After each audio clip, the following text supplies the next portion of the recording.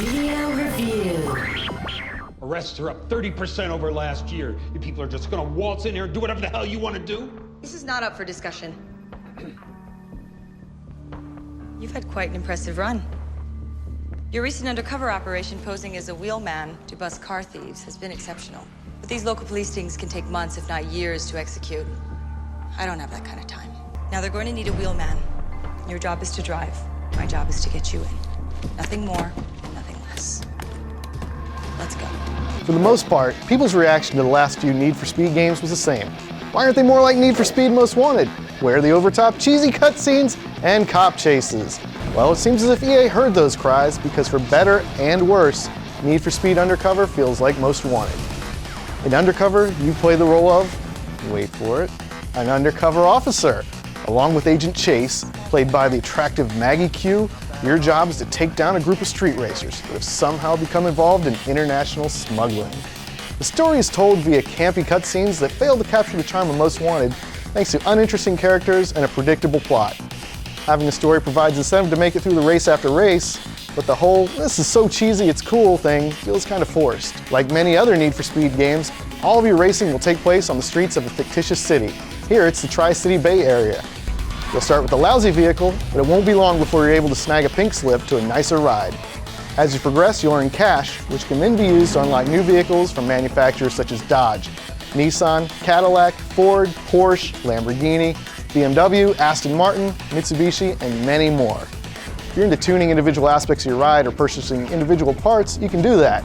But if you're not into tinkering, you can purchase an upgrade package and be on your way. Not only do you earn money for winning an event, you'll earn driving points for dominating it, which is basically beating it really, really bad.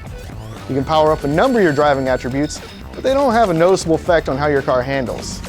As long as you drive fast, you'll probably dominate. But there are occasional races where you'll totally obliterate the time needed to dominate an event, but you'll still lose to the CPU.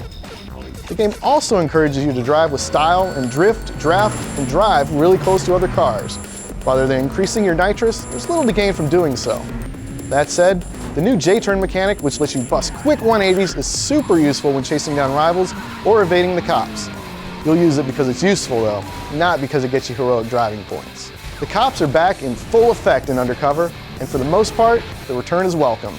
Ramming and taking out cop cars, using environmental hazards to incapacitate vehicles, and the challenges where you must cause a certain amount of monetary damage are all quite fun.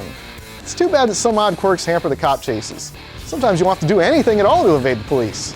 Cops are capable of laying down spikes, but we never saw one the entire game. But the big problem is, they don't do much other than bang on your car, and if you last long enough, they sort of fade away on their own. The rest of the game is a lot like many other arcade racers. You'll have events where you need to maintain a lead for a specific amount of time, or get a certain distance ahead of your opponent. Sometimes you'll have to shake the cops while trying to keep a stolen ride in pristine condition, and there are checkpoint races and circuit races as well. There's not a whole lot original here, and the races are often extremely easy. They're difficult on occasion, but this is usually because of the choppy frame rate, which is often dreadful on the PlayStation 3. Good lord. That said, the game does a few things very well. The online cops and robbers mode, where the robber tries to pick up money and take it to a drop-off point, while another person plays the cop and tries to ram them, is quite a bit of fun. But mostly, what the game gets right is its pacing.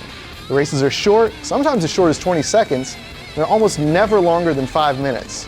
Another cool thing the game does is it lets you instantly jump to the closest race by pressing down on the D-pad. If you want to find a specific event, you can press up and you're taken to a GPS map where you can instantly go to the race of your choice.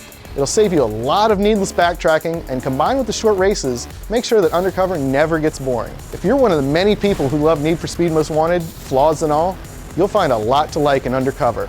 It's not original, and there's no excuse for the often painfully slow frame rate, but there's no denying that it's just fun to run from the cops and destroy a city in the process.